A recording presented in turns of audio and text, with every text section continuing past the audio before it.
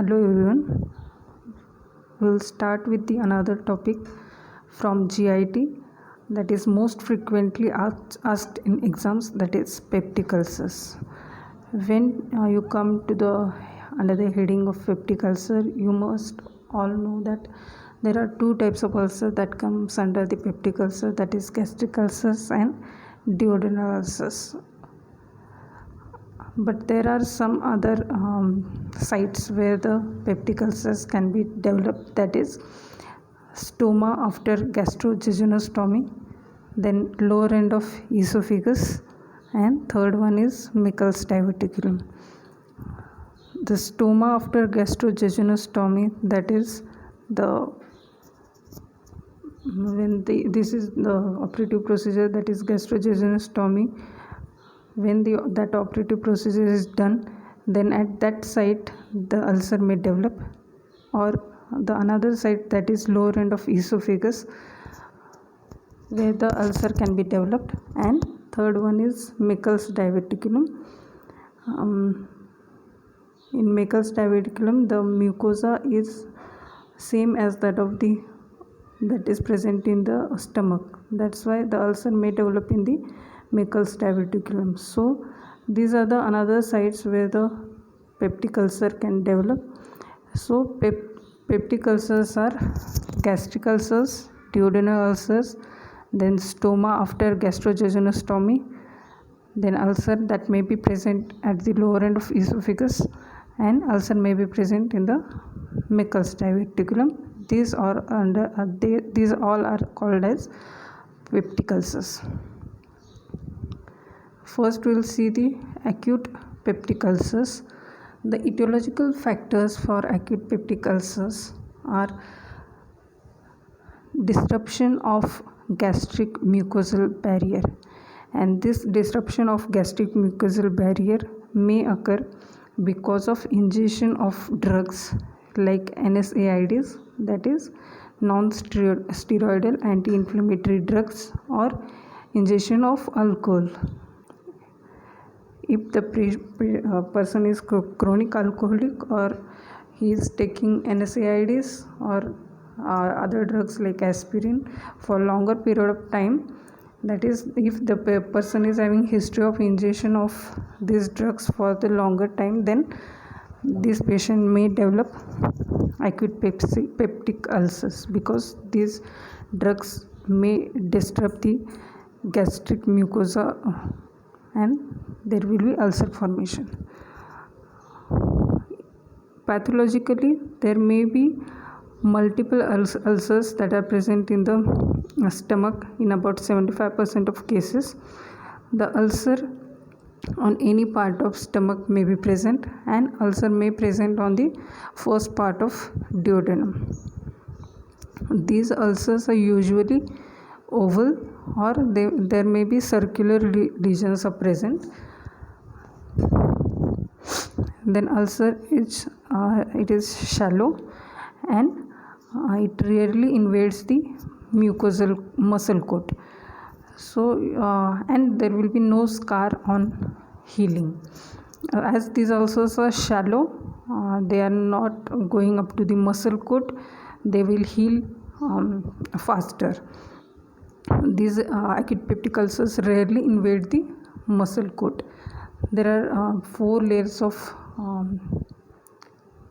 stomach, that is, the innermost layer is mucosa, then submucosa, then muscularis mucosa, and last one is serosa. So this acute peptic ulcer doesn't invade the third layer, that is muscle coat, muscular layer, and they are very shallow, they are not deep. That's why they heal faster, and there will be no scar on healing. Now the clinical features of acute peptic ulcers: there will be short attacks of dyspepsia. Dyspepsia may be patient may complain you about the acidity or indigestion, or there may be vomiting, nausea may be present, and these acute peptic ulcers, they are recognized on hematemesis. Patient may complain of hematemesis, that is vomiting of blood. So these are the clinical features of acute peptic ulcers, that is there will be nausea, vomiting, burning sensation, indigestion, fullness. These are the complaints that patient will tell you, and there may be hematemesis that is present. The treatment for acute peptic ulcer is you have to remove the cause. As we have seen in the etiological factors of acute peptic ulcer, that is the cause is ingestion of, the patient will tell the history of ingestion of various drugs, that is NSAIDs, or their patient may be chronic alcoholic, so that will cause these drugs or alcohol may cause disruption of the mucosa. So you have to remove the cause first. Then you have to improve the diet of the patient, that is the diet advised is non-spicy food. Then you may have to give blood transfusion to the patient, because in clinical features we have seen the patient is having hematemesis, so blood transfusion may be required in some cases. Then in case of burns, there are two types of ulcers, they may be developed. In first 24 hours, the ulcers may develop on the body and fundus of stomach. In those ulcers, what happens is there will be mucosal ischemia, that is because of vascular shunting, and it is associated with DIC, that is disseminated intravascular coagulation, and reflux of duodenal contents in stomach. The output of gastric mucosa, that is increased, and all these factors will lead to ulceration on the stomach, that happens in the case of burns. Then moving towards the next type, that is chronic duodenal ulcer. This chronic duodenal ulcers can be, it is asked in exams for 20 marks question. The etiological factors for chronic duodenal ulcers, they are very important. First etiological factor is gastric hypersecretion of acid. When there is hypersecretion of acid, it will cause disruption of the mucosa or the mucosal barrier, and it will lead to ulcer formation. Then another cause is larger parietal cell mass. If a patient is having larger parietal cell mass, there will be hypersecretion of acid, and because of that hypersecretion of acid, that will cause disruption of the mucosal layer, and it will lead to ulcer formation. These are 3 times more common in people with blood group O. These chronic duodenal ulcers are 3 times more common in people with blood group O, as the ABO genes modify the size of parietal mass. So there will be the parietal mass will be increased, and there will be hypersecretion of acid again, and it will lead to ulcer formation. Then there are some neurogenic causes. Neurogenic causes include stimulus from vagus nerve. As the vagus nerve is stimulated, there will be hypersecretion again of acid, and it will lead to ulcer formation. Then gastric hypersecretion, that is stimulus of vagus, that will cause gastric hypersecretion and hypermotility. Then again the stress and anxiety, that may also cause This stress and anxiety will cause stimulation of vagus nerve, and as the vagus nerve is stimulated, there will be gastric hypersecretion and hypermotility, and because of hypersecretion of acid there will be disruption of gastric mucosa and it will lead to ulcer formation. Other etiological factors are accessory causes, that is inadequate mastication. If a person is not chewing the food properly, then the bolus of food may go into the stomach and it will require more of acid, and that will lead to again ulcer formation. Then another cause is alcohol, then irregular meals or excessive smoking or some vitamin deficiency. These causes may also lead to ulcer formation. Then there are some endocrine causes like emotional and physical stress will affect the through the pituitary gland. The hormonal transmission to the stomach. Then other cause is Zollinger-Ellison syndrome or multiple adenoma syndrome, that is adenoma may be present in the pituitary or adrenal gland or pancreas or parathyroid gland. Those adenoma may cause hormonal disturbances and that may lead to the ulcer formations.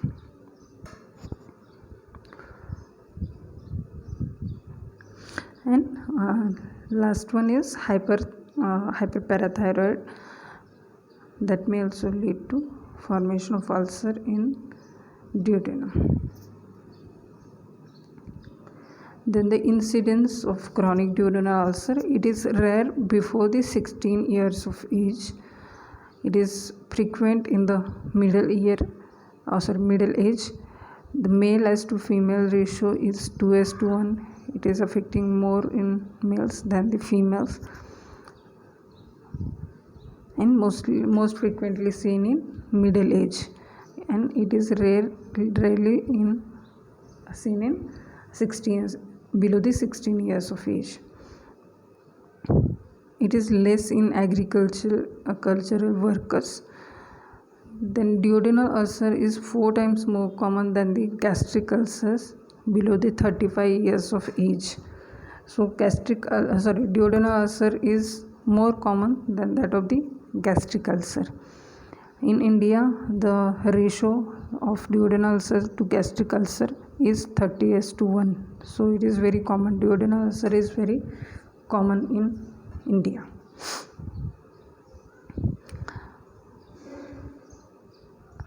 Pathologically,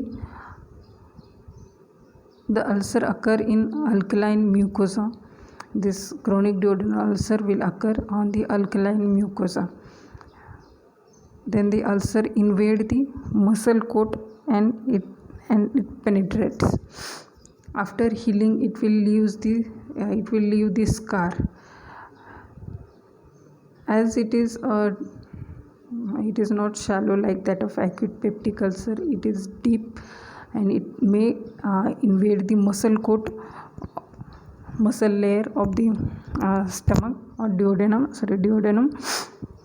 So or it may penetrate, and after leaving it will leave a scar because it is deeper and it will invade the muscle coat also. So it will take a longer time to heal and it will leave a scar after healing, and that fibrosis will cause deformities.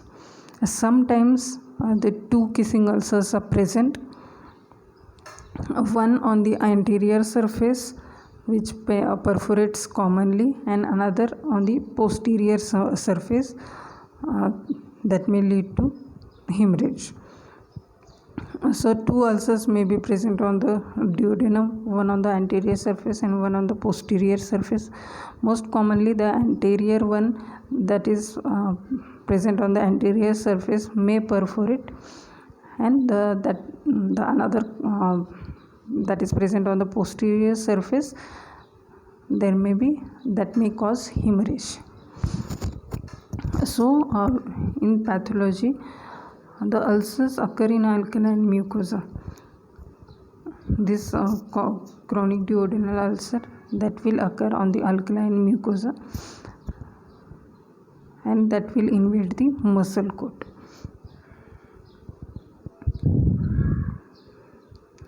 Then microscopically there will be destruction of muscle coat.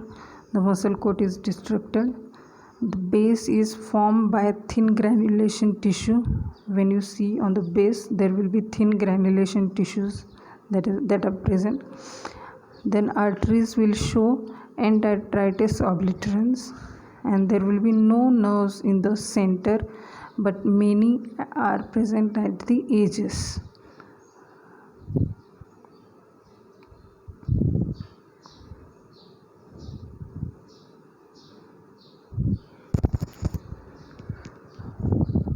Okay, next ulcer is chronic gastric ulcer. So we have seen chronic duodenal ulcer. Now this is chronic gastric ulcers. The etiological factors for chronic gastric ulcers, they are ulcers that will occur in normal or hyposecretion of acid. When there is normal secretion or when there is hyposecretion of acid, then these ulcers are formed. When there is atrophic gastritis, then these ulcers are formed, mostly seen in later age group. And the another cause for chronic gastric ulcer is smoking. So these are the etiological factors of chronic gastric ulcer. This chronic gastric ulcer is formed in the normal or when there is hyposecretion of acid, mostly in atrophic gastritis. It occurs in later age group, and smoking may be a predisposing factor for chronic gastric ulcer. So the differentiating point is when the chronic duodenal ulcer that occurs when there is hypersecretion of acid, while the chronic gastric ulcer is formed when there is normal or when there is hyposecretion of acid. The incidence of chronic gastric ulcer is less frequent, and male as to female ratio is almost equal.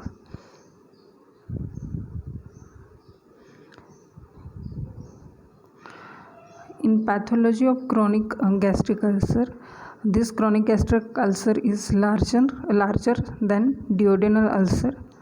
It will vary in size. It will admit the tip of finger. Okay, so it is larger than that of the duodenal ulcer. The floor is formed by muscle coat, and the ulcer on the anterior wall can perforate to involve the liver. So when the ulcer that is present on the anterior wall, when perforates, it may involve the liver. Or ulcer that is present on the posterior wall can affect the pancreas, and ulcer that is present on the lesser curvature can affect both liver as well as pancreas, because all these structures, they are come in relation with the stomach. So anterior to the stomach there is liver. So when the ulcer that is present on the anterior wall, and if it perforates, it may involve the liver. If the ulcer is present on the posterior wall, because as the pancreas lie behind the stomach, it may affect the pancreas. And if the ulcer is present on the lesser curvature, it can affect both liver and the pancreas. Then ulcer mainly occur on the non-acid secreting mucosa. This chronic gastric ulcer that is mainly occur on the non-acid secreting areas. As we have seen that this chronic gastric ulcer is present when there is normal acid secretion or when there is hyposecretion of acid. So these are mostly seen on the non-acid secreting mucosa. So the differentiating point from chronic duodenal ulcer and chronic gastric ulcer, that is chronic gastric ulcer is larger than the duodenal ulcer. It varies in size and almost admits the tip of finger.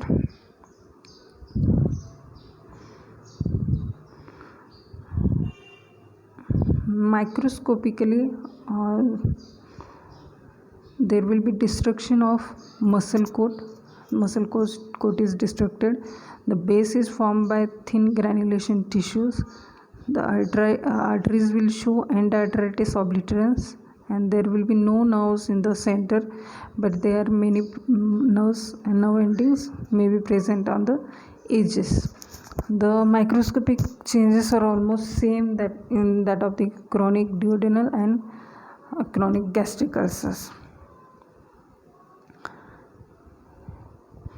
Then another differentiating point, that is chronic gastric ulcers, they may become malignant in about 0.5% of cases, while chronic duodenal ulcer, there will be no malignancy, there will be no cancer formation in chronic duodenal ulcers.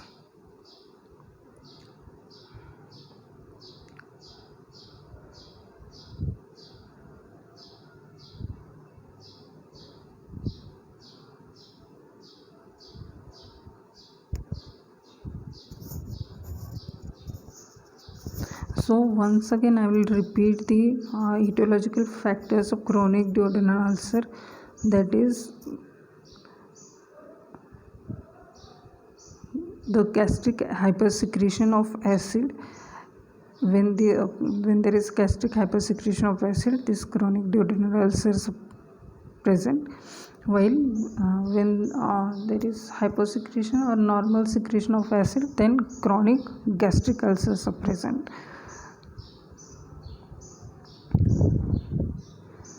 Okay, moving towards the clinical features of chronic gastric and chronic duodenal ulcers.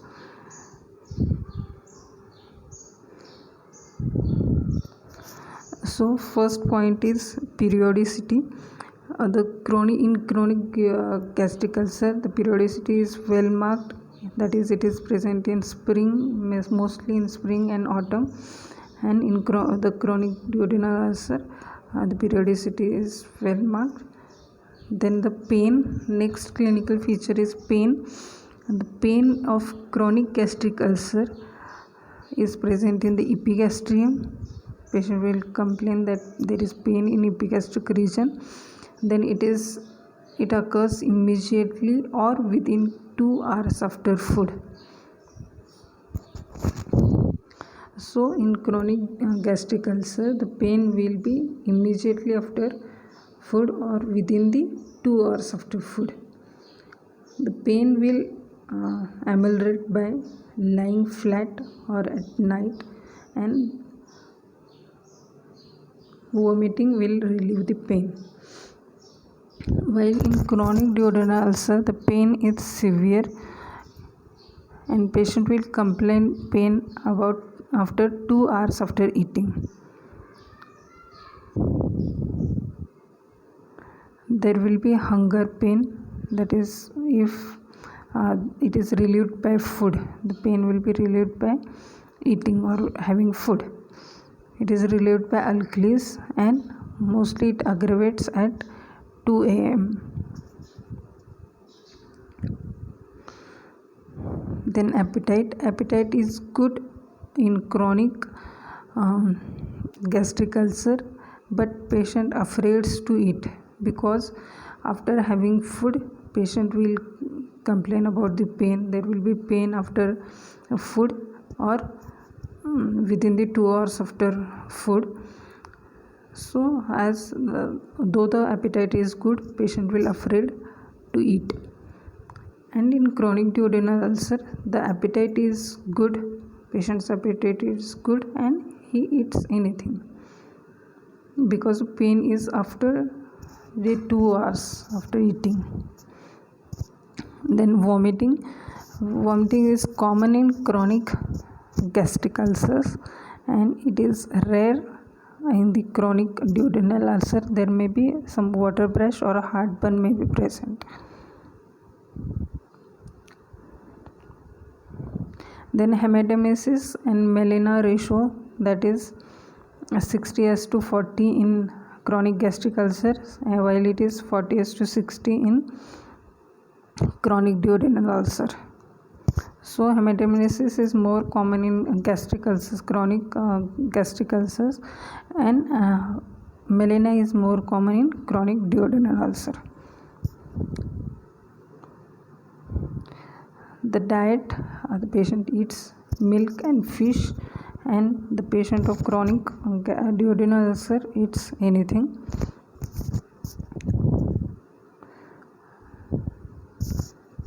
Then the weight, there will be weight loss.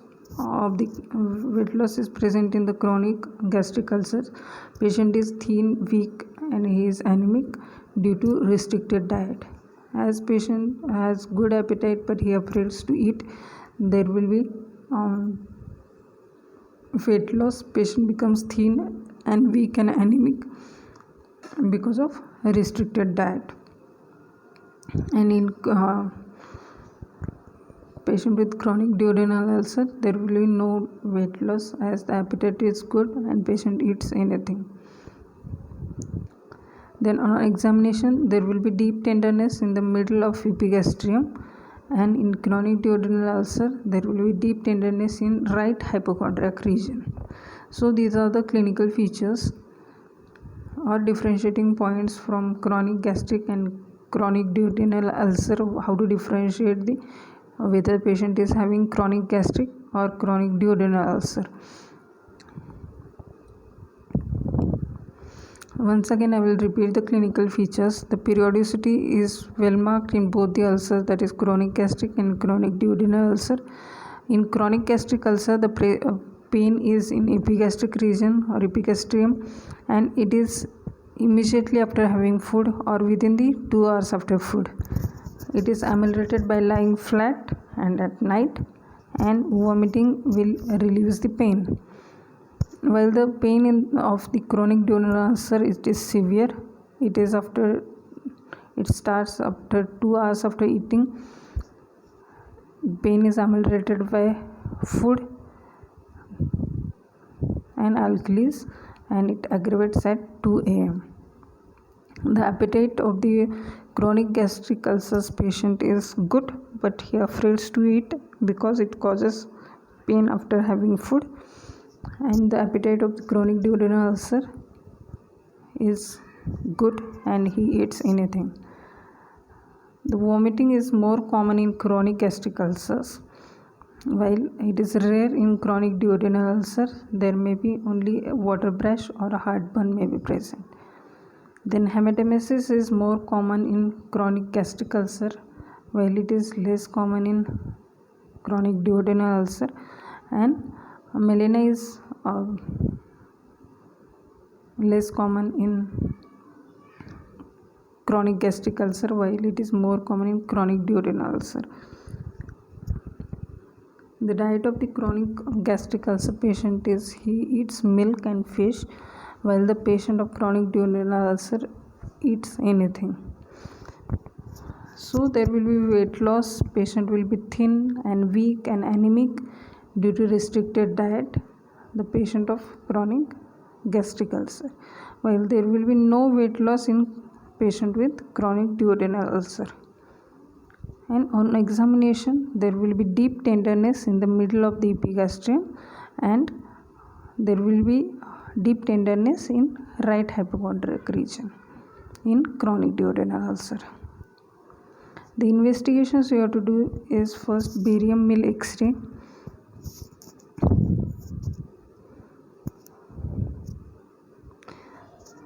The lesser curvature of gastric ulcer, there will be projections from smooth outline. The shape of the stomach is J-shaped, hypotonic. The stomach hangs low in pelvis. While when there is A duodenal ulcer, the ulcer crater filled with barium, you can see. Then another investigation, that is gastroduodenoscopy, is done. These are some endoscopic images of chronic gastric ulcer and chronic duodenal ulcer.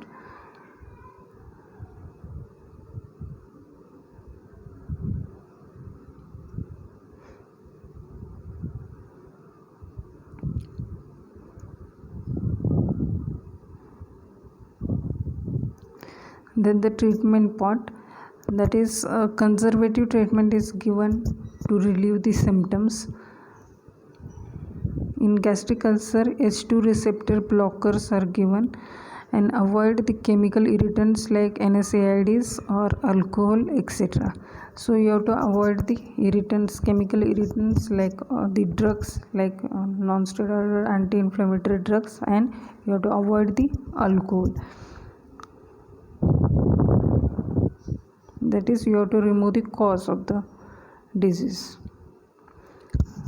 Then the surgical procedure, that is indicated when there is intractable pain, or when there is frequency of pain with a loss of work, when there are some complications like perforation and all, or when the ulcer is for more than 5 years, then the surgery is advised. The surgical treatment for gastric ulcer is, it will improve the emptying of stomach, it prevents the complication, and it will avoid the malignancy. In duodenal ulcer, it will avoid the contact of ulcer with acid. Then gastroenterostomy, gastrectomy, vagotomy or enterectomy is done. The procedures like gastroenterostomy, gastrectomy, vagotomy or enterectomy. Then correction of ill effects of ulcer like hemorrhage or pyloric stenosis you have to do.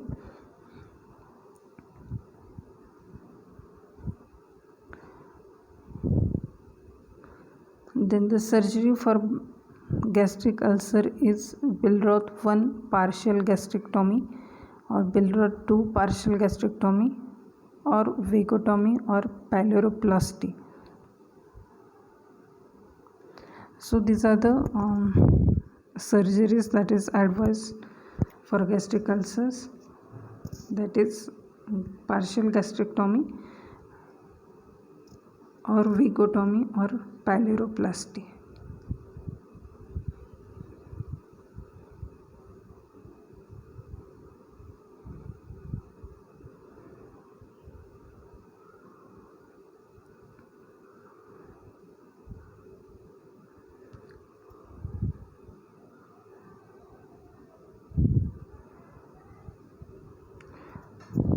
So in treatment part, first you have to advise the conservative treatment to relieve the symptoms, and that is H2 receptor blockers, and you have to remove the cause, that is if patient is having taking NSAIDs for longer period of time, or if the patient is chronic alcoholic, then you have to avoid these chemical irritants that will disturb the gastric mucosa.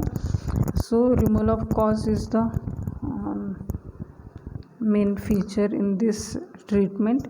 But if the patient is having intractable pain, or when there is frequency of pain with loss of work, and when there are complications like perforation of gastric ulcer and all that is present, or if ulcer for more than 5 years is present, then you have to go for surgical treatment, that is partial gastrectomy.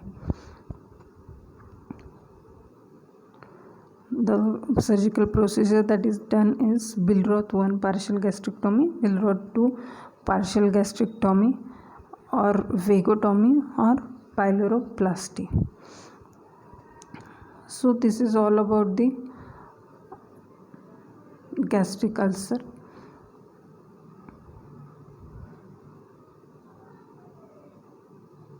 Thank you.